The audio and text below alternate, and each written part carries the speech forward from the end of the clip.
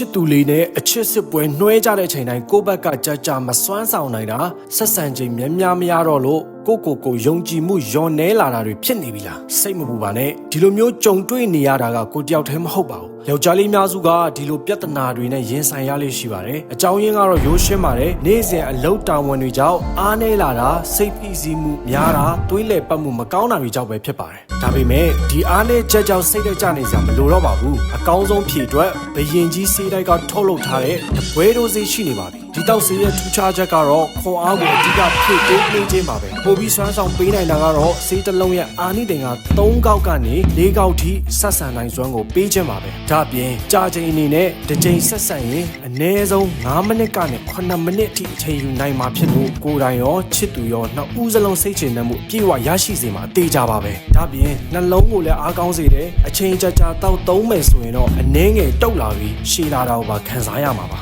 လိုအပ်ရင်တစ်လုံးကနေနှလုံးထိတောက်နိုင်ပါတယ်ဒါပေမဲ့ဆက်စချင်းတော့တစ်လုံးနဲ့စမ်းသပ်ကြည့်ဖို့အကြံပေးချင်ပါတယ်ကဲ